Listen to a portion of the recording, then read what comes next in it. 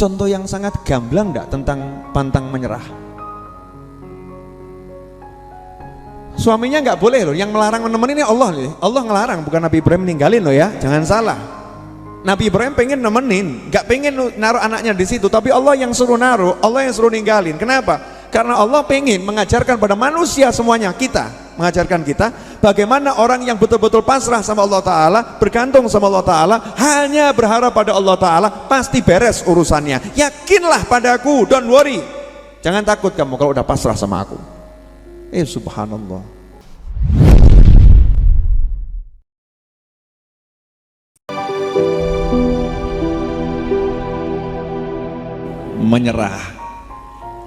Menyerah itu satu kata yang hanya boleh kita serahkan kepada Allah Subhanahu wa Ta'ala. Menyerahlah kepada Allah. Ya, menyerahlah kepada Allah. Orang yang sudah menyerah kepada Allah, maka dia tidak akan pernah menyerah menghadapi makhluknya Allah Subhanahu wa Ta'ala. Dan inilah sikap setiap mukmin. Jadi mukmin itu karena sudah menyerah kepada Allah, dia tidak akan pernah menyerah menghadapi kehidupan. Contoh begini, istrinya belum berjilbab, belum berhijab, suaminya nasehatin, karena bagian dari kewajiban suami kan, karena membuka hijab haram hukumnya, yang nggak berhijab hukumnya haram buat yang sudah baligh, wajib berhijab. Nah ini dalam tanggung jawabnya suami, kalau istrinya orang lain nggak boleh kita ikut-ikut ya. Tapi kalau istri sendiri kan wajib nih, bapak ngasih tahu, Bu, kamu harus berhijab. Nah kebetulan yang dinasehatin macannya lebih banyak. Suaminya itu macan kenyang, istrinya macan luwe, macan lapar, siap nyaplok siapapun. Langsung berbalas, Bu, hijabnya dipakai. Istrinya jawab, Bapak aja sholat belum bener, gaya nasihatin saya. Udah urus dirimu sendiri, gak usah ngurusin saya. Masya Allah. Nyali kecil, akhirnya menyingkir dan tidak berani lagi negur istrinya. Nah ini namanya menyerah. Seharusnya nggak boleh menyerah menasehati, itu nggak boleh. Ya, nggak boleh menyerah menghadapi makhluk, itu nggak boleh. Karena kita sudah menyerah di hadapan Allah Subhanahu wa Ta'ala. Orang yang sudah menyerah di hadapan Allah Ta'ala, maka dia akan menjadi orang yang kuatnya luar biasa. Makanya sebelum kita pergi itu diajari untuk menyerah. Bismillahi tawakkaltu 'alallah. Kalau diterjemahkan dengan nama Allah, dah saya menyerah kepada ketentuannya Allah nih. Yang terjadi ya biar terjadi, saya nyerah, pasrah aja gitu ya, nyerah pada ketentuan Allah Subhanahu wa Ta'ala. Nah orang yang menyerah pada ketentuan Allah itu Masya Allah, semuanya dipersiapkan dengan bagus, dipersiapkan dengan bagus. Di kepalanya, di hatinya yang ada adalah perasaan optimis, ya optimis. Karena nyerah sama Allah berarti kan tidak ngeyel, ya tidak ngeyel sama Gusti Allah. Berarti dia bersandar kepada Allah Subhanahu wa Ta'ala. Dah saya nyerah sama kamu ya Allah, mau diapa-apain terserah engkau ya Allah, saya nurut sama engkau ya Allah. Mulai di situ sama Allah dikasih tahu, sholat 5 waktu dikasih tahu sama Allah, puasa Ramadan dikasih tahu sama Allah, jangan pernah putus asa. Putus asa itu bisikan setan. Kamu harus selalu punya asa, karena asamu bergantung pada aku. Kalau asamu, harapanmu bergantung pada aku, maka engkau tidak pernah putus asa. Kamu menjadi putus asa karena engkau menyerahkan asamu kepada selain aku, menyerahkan asamu kepada perusahaan, menyerahkan harapanmu kepada kantor, menyerahkan harapanmu kepada bos, menyerahkan harapanmu pada teman, menyerahkan harapanmu pada tabungan, menyerahkan harapanmu pada proposal, ya pada proposal. Kalau kamu seperti itu, maka siap-siap kamu susah. Tapi kalau kamu serahkan harapanmu kepada aku, kamu nyerah sama aku, serahkan harapanmu kepada aku yang maha kaya, aku yang maha kuasa, aku yang maha kuat, aku yang maha bisa, aku yang maha, maka jangan pernah engkau menyerah, karena aku selalu ada bersamamu. Keren. Pernahkah Anda merasa putus asa?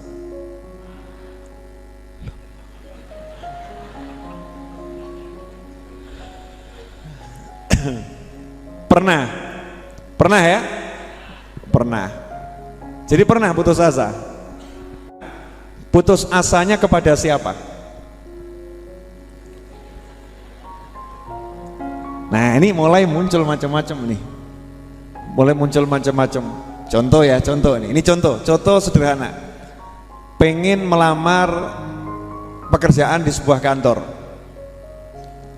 Sudah mengajukan lamaran berkali-kali ke kantor itu dan kantor yang lain, ditolak terus. Iya. Kemudian ngomong begini kepada temannya, doa mana yang belum aku baca? Doa mana yang belum aku baca? Semua doa sudah aku baca. Kiai, Habib, Ustadz, guru mana yang belum aku datangin? Semuanya sudah aku datangin. Semua sudah aku lakukan. Ternyata ditolak. Saya ditolak, nggak bisa dapat pekerjaan. Dah, saya nggak mau kerja lagi. Saya mau nanya, ini putus asanya kepada siapa nih? Yang menonjol tadi kalimat apa nih? Doa mana? Habib mana? Kiai mana? Ustadz mana? Amalan apa yang belum aku kerjakan? Berarti ini putus asa kepada siapa nih? Ngeri atau enggak ngeri? Ditolak kerjaan tuh nggak apa-apa, tapi kalau hatinya begini nih ngeri nih, ini penyakit yang luar biasa. Satu lagi, contoh ya, mau hutang kepada temannya, terus temannya janji, besok ya mas, kamu datang ke rumah, saya siapkan uangnya. Besoknya datang, temannya bilang sama pembantunya, bilang saya lagi tidur. Ya, lagi tidur. Ya udah, saya sore kembali. Ditemui sama temennya. Tadi siang sudah saya siapkan, tapi saya ketiduran. Akhirnya uangnya dipakai sama istri saya. Coba kamu besok datang lagi. Oh iya, besok datang lagi. Tok, assalamualaikum. Waalaikumsalam. Bapak ada? Pembantunya udah dipesenin. Bilang saya tadi sudah nunggu dia kelamaan, ini lagi pergi. 1 jam lagi balik. Oh bapak tadi nunggu kelamaan, terus ada urusan mendadak mas, 1 jam lagi balik. Yaudah saya tunggu di sini. Ya tunggu. Datang orangnya. Ya Allah mas, saya udah tunggu tadi nih, duitnya udah siap ya. Tapi kok ya tiba-tiba mertua saya itu kok butuh. Jadi saya serahkan mertua saya. Besok kamu kesini lagi. Saya mau nanya, balik atau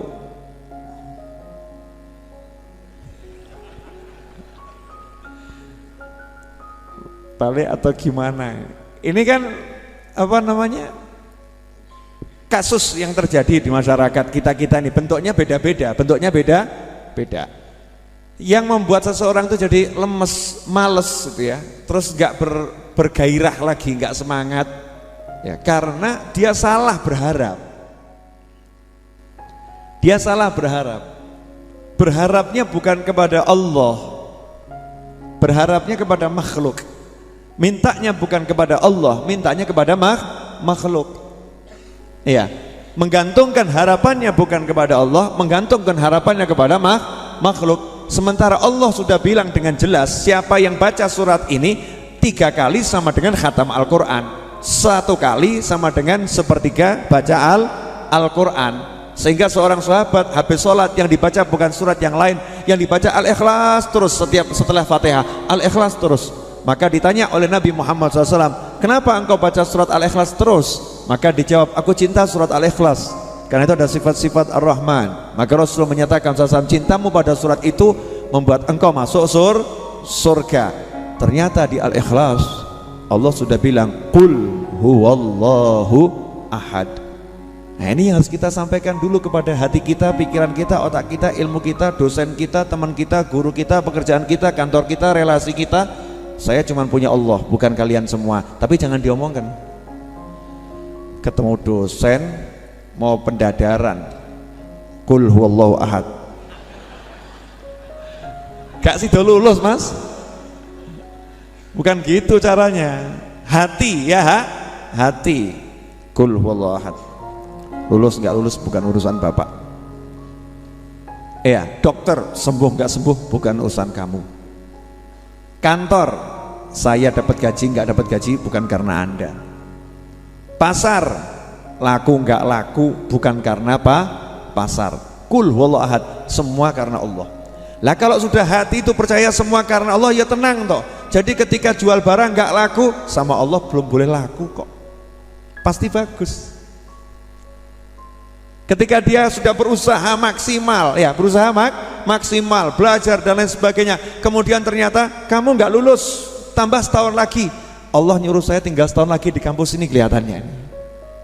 Karena yang bisa menahan hanya Allah subhanahu wa ta'ala. Lah kok ngelamar anaknya orang ya sudah diterima, kurang sebulan mau nikah, tiba-tiba kok dibatalkan oleh calon istri. Alhamdulillah, yang batalkan bukan calon istri. Qul huwallahu ahad, katakan Allah maha As-Sani. Allah yang nyuruh dia batalin ini, pasti bagus buat saya. Karena saya bergantung hanya pada Allah. Allahus Samad. Allah tempat bergantung harapan saya, bergantung asa saya. Karena gantungannya Allah, tidak ada judul putus asa. Putus asa itu kalau kepada makhluk, centelannya makhluk, putus. Oh, makhluk itu lemah. Makhluk itu lemah. Tapi kalau gantungannya, centelannya Gusti Allah Subhanahu wa taala, Allah Maha Kuat, Allah Maha, maka nggak pernah putus. Beb, kasih contoh kasus. Oke. Saya kira-kira 2 minggu ini mengajarkan sesuatu enggak? Saya kan lagi ngajarin Anda semua dan diri saya sesuatu, toh, betul enggak? Apa itu? Paham enggak? Pembelian tanah sebelah. Tanah sebelah harganya di atas 5 miliar rupiah. Iya, yang beli nggak punya duit, gendeng apa edan?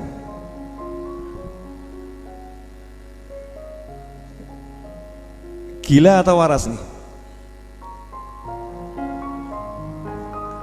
Wah, ngomong edan loh, gak apa-apa.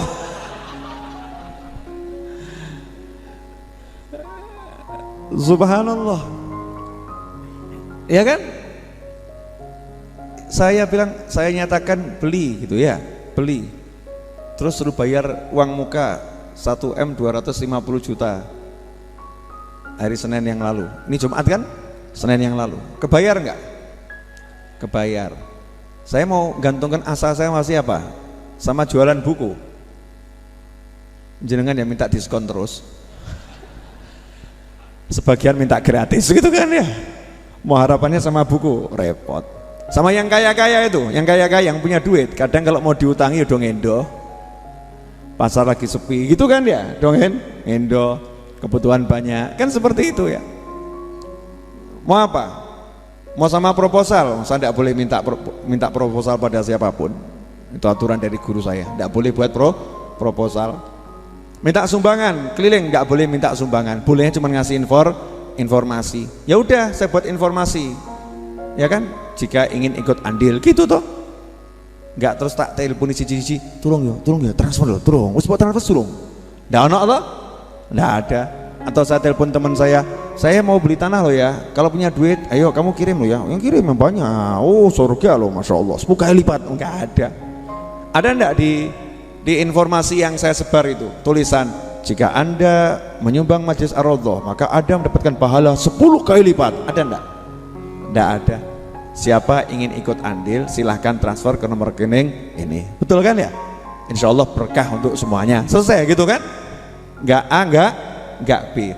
Yang begini ini kira-kira kelihatannya penuh semangat untuk ngambil duitnya orang apa sakarepmu? Yang mana ini? Ada unsur maksa atau terserah kamu? Salah, bukan terserah kamu, terserah Allah. Jadi saya nggak pernah ngomong terserah Anda, terserah Allah. Nah, karena saya itu terserah Allah, ya kan, yang ngasih Allah, yang Yang milihkan siapa yang mau ngasih juga Allah, yang nahan siapa jangan ngasih juga Allah Ta'ala. Maka proyek ini saya ajukan proposal langit, asanya ke langit. Gimana cara asa ke langit ini terwujud? Ya gampang, Allah tuh tidak minta apa-apa kok, ya kan? Allah cuma ngajarin kalau kamu pengen ya mintalah, udah saya doa minta sudah, betul kan? Saya minta doa dari orang banyak juga sudah, minta doa dari orang tua juga sudah. Kamu usaha, bisanya apa? Tembokku dewe tak jebol sih, duk temboknya sendiri kita bongkar, betul kan? Terus apa lagi? Beli tanaman ditaruh. Kenapa? Nanti kalau jadi kebeli tanamannya akan ditanam di sana. Ya, sementara kita beli dulu tanamannya. Beli tanaman kan murah. Bisanya itu, betul. Ini menggantungkan harapan kepada Allah Subhanahu wa Ta'ala. Jadi orang yang harapannya kepada Allah, dia akan melakukan apa yang dia bisa karena dia yakin Allah melihat kerjanya, Allah melihat usahanya. Nah, apapun yang bisa dilakukan, digantungkan asanya kepada Allah, di proposalnya disodorkan pada Allah. Ini loh ya Allah, ini loh ya Allah, ini loh ya Allah, ini loh ya Allah. Ke situ terus, ya ke situ terus. Nah, nanti hasilnya menakjubkan. Begitu Allah bilang kun fayakun, ya kun fayakun. Sekarang kita akan belajar langsung dari Nabi Ismail alaihi salam. Nabi Ismail alaihi salam. Coba diingat-ingat kisah Nabi Ismail, Siti Hajar, Nabi Ibrahim alaihi wassalatu wassalam. Nabi Ibrahim itu membawa istri dan anaknya ke padang rumput, tepi laut, tepi danau, tepi sungai, pegunungan yang serba hijau atau dataran rendah, tak ada air, tak ada tetumbuhan, panasnya luar biasa. Yang mana? Yang terakhir ya. Dataran rendah, tidak ada air, tidak ada tetumbuhan, batu, pasir, panasnya luar biasa. Dari satu negara yang hijau ke negara yang, ke suatu tempat yang gersang, ya, gersangnya luar biasa. Sampai di situ perintahnya Allah Subhanahu wa Ta'ala, tinggalkan anak dan istrimu di situ. Dah. Sekarang bayangkan kalau mas, bapak, ibu, mbak diajak temennya naik mobil terus ditinggal di tengah padang Sahara, ya. Terus temennya ngomong begini, tunggu di sini, saya insya Allah akan segera kembali. Kapan? Temennya jawab, mbuh. Pertanyaan saya, kira-kira nangis, teriak-teriak, atau sendiko dawuh? Yang mana? Teriak-teriak. Kamu kira mati saya di sini? Kalau mau bunuh sekalian tusuk. Jangan cara begini. Saya nggak mau mati pelan-pelan. Emangnya mau mati cepat? Juga nggak mau. Mati cepat nggak mau, pelan-pelan nggak mau. Maunya hidup, kan begitu ya? Nggak bisa. Saya harus teriak-teriak, berontak dan lain sebagainya. Tapi lihat nih Nabi Ibrahim alaihissalam. Nabi Ibrahim tuh ujiannya nggak ada yang ringan. Tidak ada ujian Nabi Ibrahim alaihissalam yang ringan, tidak ada. Karena nanti dari seluruh dunia akan muncul Nabi yang bukan ringan, yaitu Nabi Muhammad Sallallahu Alaihi Wasallam. Maka kakeknya itu ujiannya luar biasa. Dibakar api Namrud. Tahu api Namrud? Alun-alun itu digali jadi tungku, diisi kayu bakar. Pengumpulan kayu bakarnya selama 1 bulan oleh seluruh rakyatnya Namrud. Sudah terkumpul, kemudian api dinyalakan. Panasnya bisa membakar burung yang terbang 1 mil, 1,5 kilo di atas api itu, terpanggang hidup-hidup mati. Sehingga ketika Nabi Ibrahim mau dilempar, mau disuruh masuk ke sana, bingung caranya bagaimana. Dapat ide dibuat ketapel raksasa, lalu dilemparkan dengan ketapel dari jauh. Itu satu itu. Yang kedua, berat juga. Disuruh naruh anak dan istrinya di tempat yang gak mungkin manusia atau makhluk apapun bisa hidup. Maka kalau kita baca sejarah, tidak ada burung yang melintas di tempat di mana Nabi Ibrahim meletakkan anak dan istrinya. Nggak ada burung. Kenapa nggak ada burung? Tidak ada air. Kalau nggak ada air, maka tidak ada kehidupan. Ditaruh di situ. Bayangkan Anda seorang bapak yang penuh kasih, penuh cinta, suami yang sangat menyayangi pasangannya, ayah yang sangat menyayangi anaknya, dan anak yang ditunggu bertahun-tahun.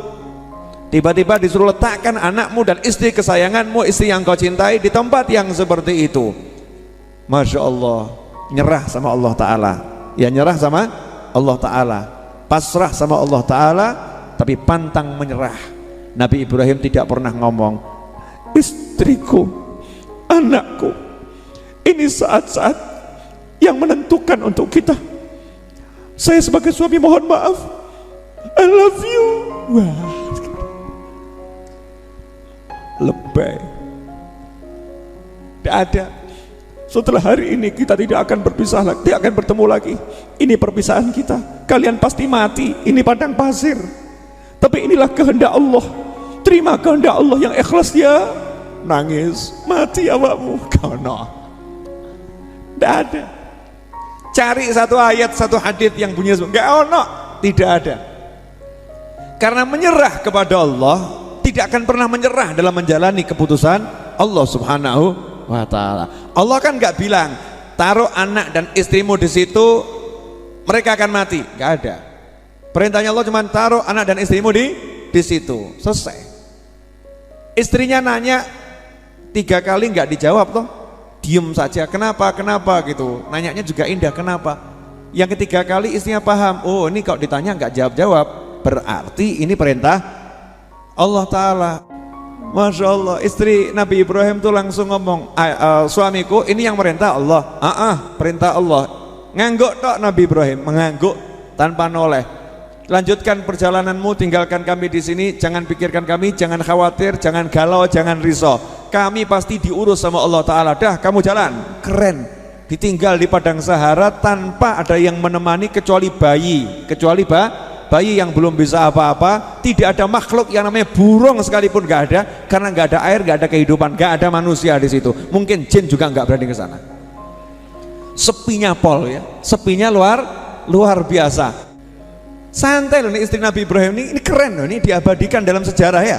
Saya belum pernah ketemu perempuan yang ditinggal sama suaminya di tengah padang Sahara bawa bayi anak kesayangan, sementara suaminya pulang ke negaranya akan tinggal bersama istri yang lain. Kemudian jawabannya cuma santai, silakan pergi, kalau ini perintah Allah, engkau jangan khawatir suamiku, engkau jangan risau suamiku, Allah pasti akan menjaga aku, istrimu dan anak kita, pasti dijaga oleh Allah Ta'ala. Tenangkan hatimu, bahasa Jawanya tenang no pikirmu. Keren. Istri Nabi Ibrahim teguhnya luar biasa. Kenapa? Pantang menyerah menghadapi bentuk kehidupan seperti apapun. Karena semua bentuk kehidupan adalah makhluk ciptaannya Allah Subhanahu wa Ta'ala. Aku hidup bukan berurusan dengan makhluk, hidup berurusan dengan Khalik yang menciptakan. Kalau yang merintahkan yang menciptakan, ngapain aku bingung? Gantungkan asanya pada Allah. Ya Allah, engkau nih yang nyuruh suami mindahin ke sini, kan engkau yang suruh, beres pasti. Engkau yang manggil kok. Engkau yang meletakkan aku di sini, masa nggak diurus? Nggak mungkin. Engkau maha baik, engkau maha hebat, engkau maha kuat, engkau maha bisa. Pasti saya akan terurus karena engkau yang urus aku. Keren. Istri Nabi Ibrahim alaihissalam ditinggalkan, hatinya begitu. Kita nggak bahas bayi ya, bayi kan nggak masuk dalam kisah ini ya, nggak masuk. Ini kan kisah ini ujiannya untuk wanita dewasa, pria dewasa. Untuk anak belum jadi ujian ini, karena anak kecil kan nggak tahu apa-apa, syariatnya gitu ya, syariatnya. Kita nggak sunatullahnya, nggak bicara hakikat. Sunatullahnya anak kecil nggak tahu apa-apa. Suaminya, apakah suaminya kemudian ngomong begini, Dek, udah ya Dek, diterima dengan ikhlas, sabar. Dah, kalau mati juga surga. Ya, toh kamu kan nurut sama suami, nurut sama Allah Ta'ala. Mati surga deh, berbahagialah kamu. Wong lanang ini edan, gak punya empati, gak punya simpati, gak punya perasaan. Gila, syariat gak mengajarkan begitu, ya kan? Tapi karena tidak boleh menjelaskan kepada istrinya, itu bagian dari ujian. Nabi Ibrahim diam saja dan tidak mengucapkan kata-kata apa-apa selain menganggukkan kepala. Tapi coba lihat, begitu sampai di atas gunung, jauh dari istri dan anaknya, noleh sano my love, anakku, istriku. Di situ Nabi Ibrahim menggantungkan asanya pada Allah Ta'ala, maka muncul doa yang tidak masuk akal. Wah, angkat tangan, Rabbana, duhai Tuhan kami, sungguh aku telah letakkan anakku, keturunanku pada lembah yang tidak ada kehidupan di situ. Ya Allah, kirimkan manusia dari segala penjuru. Ya Allah, kirimkan buah-buahan dari segala penjuru agar mereka bisa mendirikan sholat. Dongo. Itu kalau doa Nabi Ibrahim kemudian kita plotkan ya, kehidupan di situ ada perempuan, ada anak bayi, padang pasir, nggak ada air. Terus Nabi Ibrahim modalnya cuma dongo, Gusti, anak saya, istri saya di situ, itu nggak ada air, nggak ada buah-buahan, nggak ada manusia. Tolong kirimin manusia ya, kirimin buah-buahan. Ya, manusia dari segala penjuru ya Allah, dari segala penjuru kirimkan sini ya Allah, kirimkan ya Allah. Padahal di situ nggak ada plakat loh ya, mall baru nggak ada. Kalau mall baru semua datang, betul kan ya? Atau pembagian penjualan telur harga murah yang lagi heboh gitu kan? Ngantri semua pada datang gitu. Ini tidak ada, ini tempat gersang, nggak ada kehidupan. Siapa yang mau datang? Nabi Ibrahim gimana nih cara mikirnya ini? Cara mikirnya bagaimana? Nggak ada yang menarik di tempat itu, nggak ada yang menarik. Batu, pasir, nggak ada air. Ngapain doanya minta orang ke situ? Ngapain doanya minta dikirimkan buah-buahan ke situ? Sing gelem ngirim ki ya sapa? Yang mau ngirim siapa? Nabi Ibrahim tidak pernah menggantungkan asanya kepada makhluk, tapi kepada Allah Subhanahu wa Ta'ala. Tuhan saya, ya minta sepuas-puas saya, semau-mau saya. Nggak ada yang mustahil buat Allah Ta'ala, meskipun hitung-hitungan matematika mustahil. Buat Allah tidak ada kata mustahil. Angkat tangan, doa dengan penuh cinta, sayang, harap. Nah ini namanya asanya digantungkan sama Allah. Doanya sungguh-sungguh dan naik ke tempat yang tinggi. Setelah itu pergi dengan santai, mantep, yakin anak bujuk pasti terurus. Pergi ke kota Syam, negara Syam di sana. Kemudian ada yang mengatakan di Palestina, tinggal di situ bersama istri yang lain. Sementara istri yang satu ini bersama anaknya berperang menghadapi kehidupan yang ganas di padang Sahara berdua, satu perempuan dan satu bayi. Ini contoh yang sangat gamblang enggak tentang pantang menyerah? Suaminya nggak boleh loh, yang melarang menemani ini Allah loh. Allah ngelarang, bukan Nabi Ibrahim ninggalin loh ya, jangan salah. Nabi Ibrahim pengen nemenin, nggak pengen naruh anaknya di situ, tapi Allah yang suruh naruh, Allah yang suruh ninggalin. Kenapa? Karena Allah pengen mengajarkan pada manusia semuanya, mengajarkan kita bagaimana orang yang betul-betul pasrah sama Allah Ta'ala, bergantung sama Allah Ta'ala, hanya berharap pada Allah Ta'ala, pasti beres urusannya. Yakinlah padaku, don't worry, jangan takut kamu kalau udah pasrah sama aku. Subhanallah. Pergi Nabi Ibrahim, ya namanya subsidi makanan buat bayi, minuman ya. Di padang Sahara nggak ada pemasukan, dimakan habis atau nggak habis dan panas. Bayi itu kan bisanya cuma dua, tidur atau melek. Bisanya kan tidur atau melek bayi ya kan. Begitu melek bisanya apa bayi itu? Dua, senyum atau nangis. Nah kalau nangis biasanya suaranya pelan atau keras? Ibu teliti cek pipis enggak ini ya? Enggak. Kembung enggak ya? Oh iya ini kelihatannya kembung nih, lapar nih dia, haus nih, nggak ada ASI udah nggak keluar ya, air nggak ada. Disitulah sang ibu mulai menggantungkan harapannya pada Allah Ta'ala. Ini ibu yang harapannya pada Allah Ta'ala. Lihat kanan, lihat kiri, yang ada pasir sama batu, nggak ada air. Solusinya apa? Nah ini loh. Jadi orang yang bergantung pada Allah Ta'ala, dia tuh selalu bergerak mencari solusi, nggak pernah menyerah. Bukan kemudian duduk, ya udah, nak, mohon maaf ya nak ya, persiapkan menghadapi Israel nak. Di sini nggak ada air nak, ibu cari sampai kemanapun tidak ada air nak. ya nanti entah siapa yang mati duluan, ibu atau engkau, maka daripada ibu sia-siakan waktu untuk cari air dan tidak mungkin dapat nak, karena nggak ada yang mau ke sini nak, maka lebih baik kita berpelukan menghadapi Israel bersama, menunggu kematian. Nggak ada begitu. Si ibu ini nggak mikir ada manusia atau nggak ada manusia, nggak mikir begitu. Ada air atau nggak ada air, tugasnya apa? Minum, haus, cari air. Di sini nggak ada, di sana nggak ada. Kira-kira yang bisa membantu siapa ya? Musafir lalu. Oh, siapa tahu di jauh sana ada musafir yang bisa saya lihat dengan mata saya. Bagaimana cara cari musafir lewat? Naik ke atas gunung, berangkat ke sofa, inguk-inguk di sofa. Daonok sofa, tidak ada di sofa. Lari ke Marwah, nggak ada. Mestinya kan berhenti nih, selesai toh? Sofa tidak ada, Marwah tidak ada. Mestinya balik ke anaknya. Mestinya balik ke anaknya yang di depan Ka'bah itu. Nabi Ismail lagi di depan Ka'bah di situ kan. Mestinya kemudian digendong anaknya. Tak gendong nak. Ojo nangis ya nak ya. Ini dalam perintah Allah nak. Allah yang nyuruh, jangan khawatir nak. Kita kalau mati syahid. Iskariman aubud syahidan. Ini mati syahid nak. Menjalankan perintah Allah. Taat pada suami, taat pada Allah. Sayangku. Mestinya begitu. Itu orang nyerah. Itu orang nyerah. Kenapa? Oh, baru sekali kok sudah putus asa. Apa yang dilakukan oleh Siti Hajar? Sofa Marwah, sofa Marwah, sofa Marwah. Semakin kenceng usahanya, semakin banter tangisannya, semakin kenceng larinya. Sofa Marwah, sofa Marwah, sofa Marwah, sofa Marwah. Ya nggak ada apa-apa. Tetap nggak ada apa-apa. Tapi rupanya ibu ini dia minta sama Allah, ya Allah air, ya Allah air, sofa Marwah. Bukan minta pada manusia. Makanya nggak pernah berhenti. Kalau belum ketemu air, saya tidak akan berhenti, karena Allah pasti ngasih. Kalau saya minta sama Allah, saya pasti diberi. Saya harapan saya hanya Allah Ta'ala. Kalau saya belum dapat, berarti saya harus cari terus. Beda ya dengan yang bergantung sama kerjaan toh.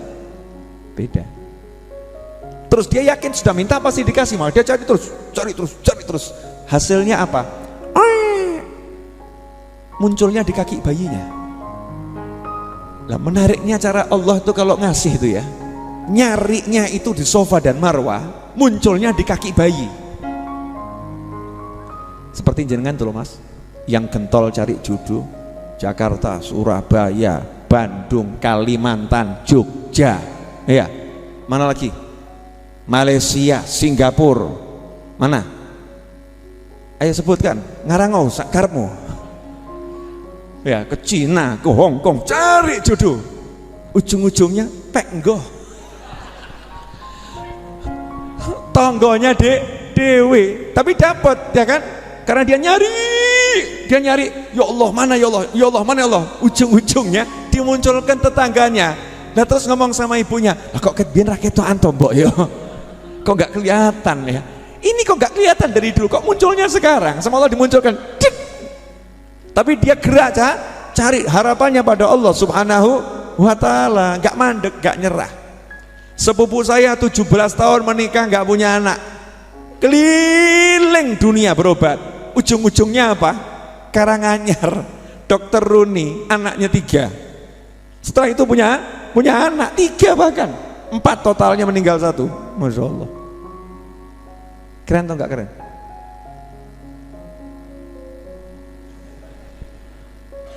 Loh, ini kadang kita nggak merenungkan nih kisahnya Nabi Ismail, nggak direnungkan. Udah problem nomor 1 tentang sumber kehidupan, air selesai. Ada air di situ. Terus hidupnya sudah enak. Berdua di padang Sahara itu enak. Ojo gaya kamu enak, nggak ketemu manusia enak gitu. Bu, sama anak bayinya gampang nangis. Di padang Sahara nggak ada temen. Terus bangun rumahnya gimana nih? Perempuan loh nih. Bangun tempat tinggalnya bagaimana nih? Nata nanti jaga dari binatang buas bagaimana nih? Perempuan yang satu ini, Masya Allah nih. Ya kan? Luar biasa. Sama Allah Ta'ala, karena ini gantungkan harapannya sama Allah. Pantang menyerah, jalankan tugasnya Allah, kamu tinggal di situ. anakmu harus besar di situ. Dari situ nanti akan lahir Rasul tercinta Muhammad SAW. Kamu harus berjuang untuk cucu yang satu ini. Kamu harus berjuang untuk Rasulullah. Kamu harus hidup untuk Rasulullah. Pantang menyerah. Subhanallah. Datanglah burung. Terbang di situ. Burung dulu. Cuit, cuit. Burung kumpul. Musafir jarak berapa kilo itu ya? Lewat jauh. Di sana kok ada burung, ada air. Mampir. Kalau lewat situ tuh lebih dekat sebetulnya, tapi nggak ada air. Ini sekarang ada air. Mampir sana. Mampir sana. Ternyata yang nunggu ibu-ibu sama bayi. Ibu-ibu sama bayi diajak barter. Boleh minta airnya bu? Boleh. Nih kambing. Keren. Boleh minta airnya bu? Boleh. Nih buah-buahan. Nih buah-buahan. Akhirnya musafir dari manapun lewat situ mampir, kasih buah-buahan, kasih kambing, kasih buah-buahan, kasih kambing. Ada yang cocok sama tempatnya. Ya, akhirnya tinggal di situ, menetap di situ. Nabi Ismail tambah besar, anaknya cantik gitu. Kepala sukunya anaknya cantik, nikah dengan Nabi Ismail alaihi salam. Masya Allah. Maka jadilah itu perkampungan sampai ke kota. Terbukti apa? Doanya Nabi Ibrahim alaihi salam yang gak masuk akal berubah menjadi sebuah kenyataan. Pertanyaan saya, ding ding ding ding ding ding. Selama ini Anda menggantungkan harapan kepada tabungan, menggantungkan harapan pada kemampuan bekerja, atau menggantungkan harapan kepada Allah Ta'ala?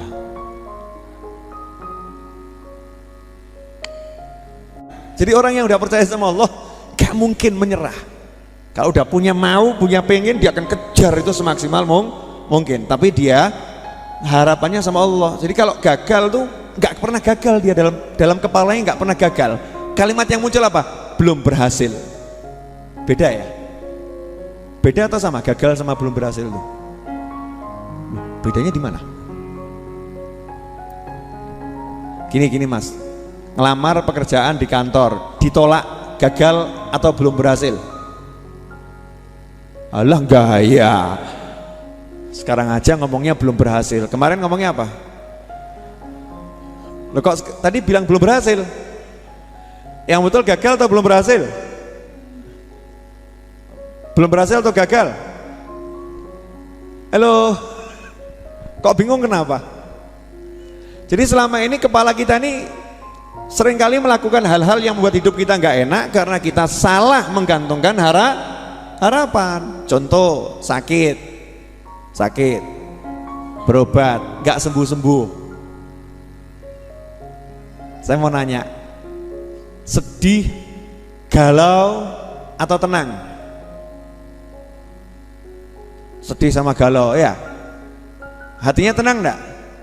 Enggak. Terus semangat lagi berobat enggak? Enggak semangat berobat. Kenapa? Wis kesel aku oleh buat awakku, ora waras-waras. Wis tak terima wae. Ya udah saya terima keadaan saya. Itu bukan menerima keadaan, itu namanya putus asa. Sementara Islam gak mengajarkan kita untuk putus asa. Kamu berobat itu perintah dari Rasul Muhammad SAW, perintah dari Allah. Ya suruh berobat. Tapi ingat, yang ngasih sembuh itu bukan dokter, yang ngasih sembuh itu bukan obat. Dokter, obat, sarana. Yang ngasih sembuh adalah Allah Subhanahu wa Ta'ala. Justru enaknya di sini, karena yang ngasih itu Allah, urusannya gampang, bisa sembuh lewat manapun, bisa sembuh lewat apapun. Jangan kemudian, wah saya kalau ke dokter itu nggak akan sembuh, kalau ke dokter itu sembuh. Lah ini musyrik ini. Berarti yang nyembuhkan dokter itu bukan dokter itu, gitu kan ya? Berarti bukan Allah Subhanahu wa Ta'ala. Tapi kalau orang yang tauhidnya kuat, yang bisa menyembuhkan saya Allah Ta'ala. Ya, dia cari dokter yang benar, tapi dia yakin semua tidak bisa menyembuhkan. Yang bisa menyembuhkan adalah Allah Subhanahu wa Ta'ala. Maka dia melangkahkan kaki jalan ke dokter, hatinya terus minta, ya Allah sembuhkan saya, ya Allah sembuhkan saya. Yang sini kok belum sembuh, berapa kali nggak sembuh, pindah ke dokter yang lain, ya Allah sembuhkan saya, ya Allah sembuhkan saya. Langkahnya itu selalu penuh optimis, saya belum berhasil, bukan gagal. Jelas? Nah sekarang tolong dijawab jujur. Yang selama 5 tahun ini, sorry nggak enak ya, nggak apa-apa ya. Yang selama 5 tahun ini pengen punya anak tapi belum dapat? Gak usah angkat tangan. Ada? Ada. Kemarin ada yang ngadep saya kok. Ada kan? Nah, kalau terus anaknya oke-oke saja, ini kadang yang punya penyakit ibu mertuanya. Nak, ya Bu, kamu salah pilih istri. Istrimu tuh gak bisa punya anak itu. Sana cari istri yang lain. Anaknya ya senang-senang saja. Yes. Anaknya senang-senang saja. Nah, istrinya mumet-mumet saja. Ibu yang seperti ini salah atau benar nih? Salah. Seharusnya dia ngucap sama anaknya, nak, jangan putus asa. Yang bisa ngasih anak itu hanya Allah Subhanahu wa ta'ala. Tugasmu usaha terus. Kamu usaha terus, jangan capek. Jadi orang yang menggantungkan harapan sama Allah tidak pernah merasa lelah, gak pernah merasa capek. Kenapa? Aku gak berharap dari usahaku, gak berharap dari kemampuan dia. Aku hanya berharap dari Allah Subhanahu wa ta'ala. Lah Allah belum kasih, ya aku akan minta terus. Aku datangi Allah terus. Datangin Allah bagaimana? Ya dengan usahaku ini aku lagi datangin Allah. Masa orang datangin Allah putus asa, kan aneh. Saya sudah terlanjur terjumus dalam maksiat Habib, Kiai guru, jadi saya sudah tidak kuat untuk mentas dari kemaksiatan lagi. Salah ini. Sehebat apapun engkau beramal, engkau tidak akan bisa menghindarkan diri dari maksiat kecuali dengan izin Allah Subhanahu wa ta'ala. Tugasmu tuh datangi Allah. Makanya kita nggak boleh ngecap siapapun orang yang mendatangi Allah dengan cap macam-macam. Apapun bentuknya, apapun modelnya, dia lagi mendatangi Allah Ta'ala, dukung. Ayo mas, maju terus mas. Tapi saya ini masih begini. Lanjutkan taatnya maksudnya ya. Lanjutkan. Kamu kepleset, bangun lagi. Kepleset, bangun lagi. Katakan pada setanmu, kalau kamu membuat saya tidak bisa sholat subuh hari ini, besok saya akan tahajud sampai subuh. Setanin ratap, ditegur sama atasannya, tan cilik, Rene tan cilik. Ya bos, dia itu biasanya nggak pernah tahajud. Ya bos, kenapa sekarang tahajud? Gara-gara saya tiup dia jadi ngantuk, dia nggak sholat subuh. Padahal subuh dia bangun, dia tidur lagi. Akhirnya dia sholat subuh jam 9 pagi. Iya tapi ini akibatnya nih, hari kedua dia sekarang tahajud ini. Besok jangan kamu ganggu lagi, biar dia sholat subuh. Ya bos, makasih bos atas sarannya. Masya Allah, Habib berpengalaman jadi setan ya? Kurang ajar awakmu. Jadi begitu, dia orang nggak putus asa ini, ya kuat. Yang buat orang lemah, kan inget-inget tuh ya, pesan dalam Al-Quran ya, jangan pernah putus asa dari rahmat Allah Subhanahu wa ta'ala. Kok bangun subuh jam 12:30, subuh di waktu zuhur, enggak jadi masalah. Yang jadi masalah kalau kemudian hancur, kemudian jadi wah memang saya neraka. Betul kan? Oh ngelek. Saya nyesel. Kalau nyesel, kamu langsung buat janji semangat, saya besok akan bangun subuh sebelum adzan subuh. Wah langsung beli beker 10 handphone semua yang bunyinya enggak cetong, enggak jelas, enggak enak, 10 dipasang kemana-mana. Setan yang ngomong ini sama anak buahnya, kamu kurang ajar. Kenapa? Duit yang tadinya mau dibuat maksiat sama dia, sekarang dibuat beli handphone untuk sholat. Akhirnya setiap handphone mendatangkan pahala. Kacau nih, ini stok pahalanya naik. Maksiatnya dia tuh kehapus gara-gara dia beli handphone untuk seperti itu. Ini gara-gara kamu nih nggak pinter dalam menggoda manusia. Bos saya belum pinter, ajarin biar lebih pinter. Makanya berguru sama saya. Setan ternyata punya majelis taklim syaitan. Level-levelnya ada. Loh dikursuskan loh, setan tuh ada kursus-kursusnya. Kursus nih menggoda manusia model begini. Nah setan tuh paling capek goda manusia yang ahli ilmu. Kesel, dijerumuskan maksiat, taatnya nambah. Ya kan, dijerumuskan maksiat tambah kemudian nambah taat, duitnya dibuat hilang, ya dibuat hilang, mikirnya tambah, oh itu uang berarti ada dua kemungkinan, satu halal satu haram.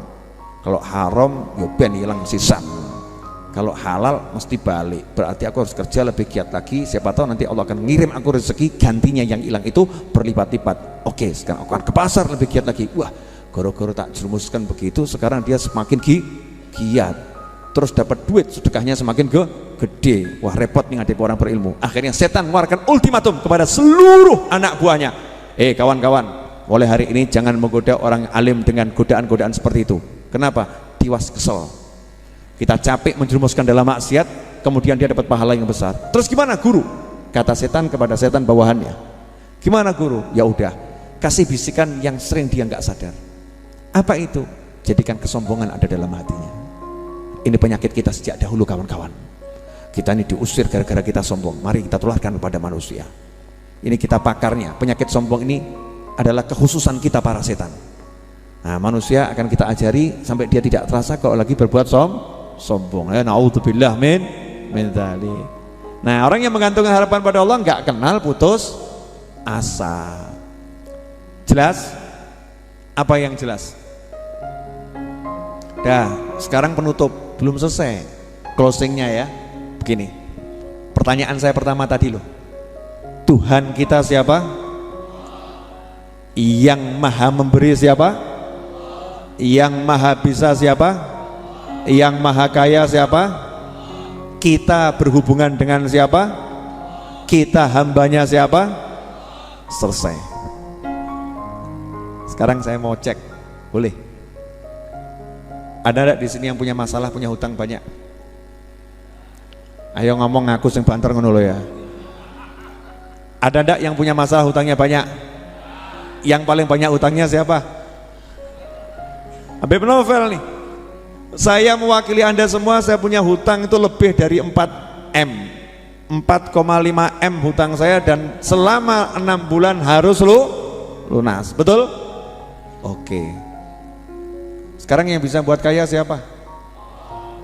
Kalau saya gantungkan harapan saya pada pekerjaan, jualan buku di Tokopedia, jualan buku di pengajian, Anda mengerti, saya berangkat pengajian, jamaah yang saya ajar ada 2000, saya bawa buku 100, yang laku cuma 8.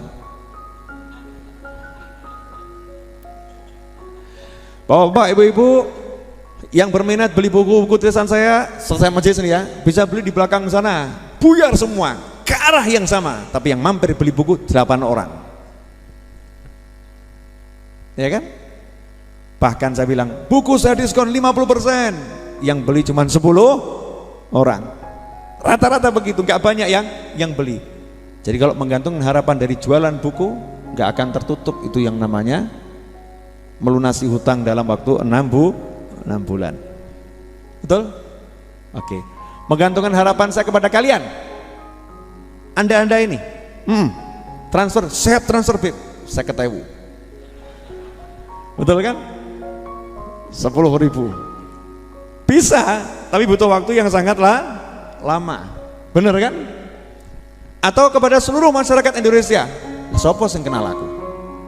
Siapa yang kenal saya? Kalau kenal, siapa yang mau bantu saya? Betul kan? Teman-teman sugih, Masya Allah, masa saya harus telepon? Please, ya enggak jawabannya iya.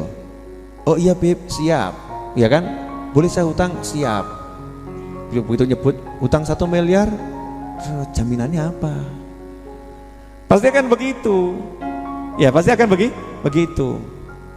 Maka ini praktek. Ini praktek hutang segitu, judulnya satu, pantang menyerah.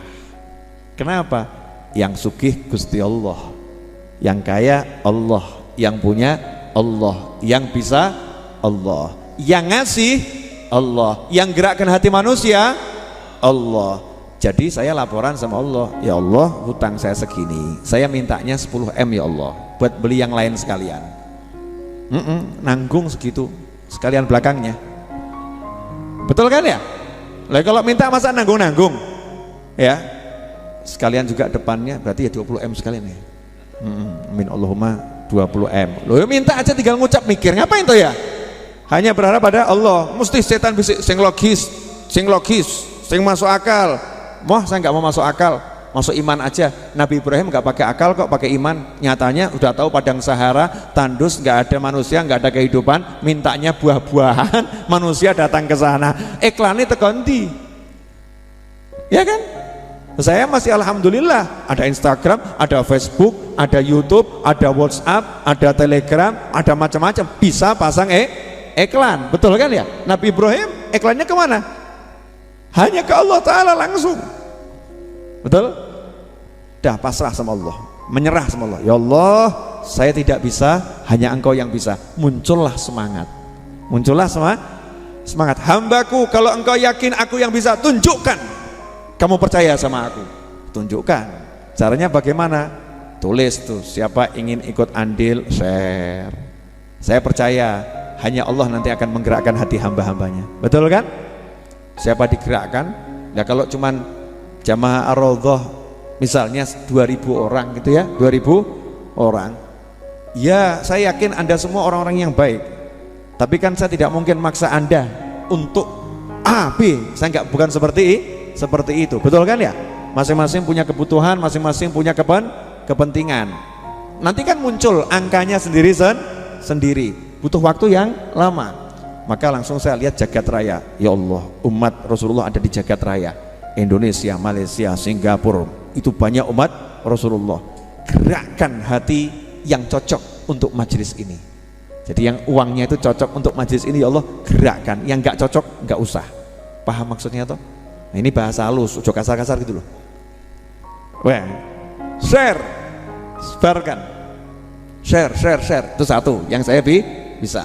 Dua, punya apa kamu? Buku, jualan buku, buat acara nanti tanggal 3 Agustus launching buku baru, betul kan? Itu bisa saya. Jumlahnya bukunya 3000, entah lakunya berapa, tapi disiapkan jumlah yang besar.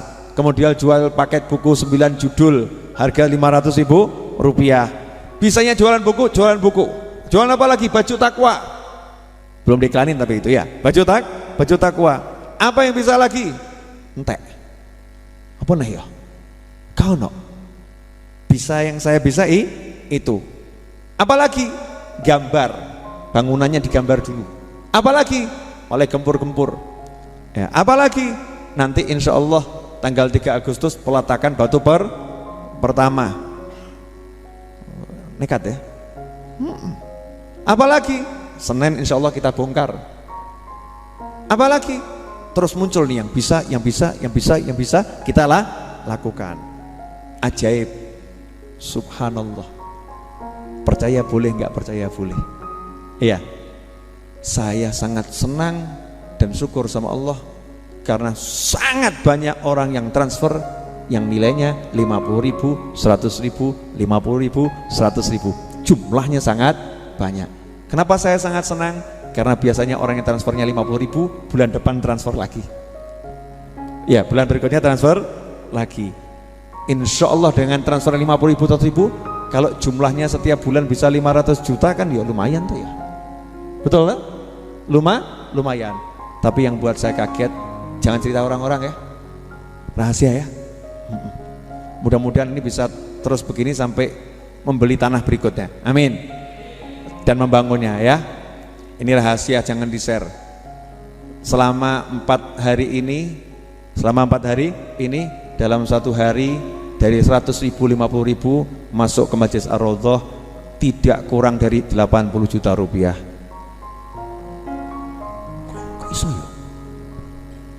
Kok iso ya? Terus yang transfer wong piro ya? 80 juta dibagi 100.000 berapa? Saya tidak pernah mikir soalnya.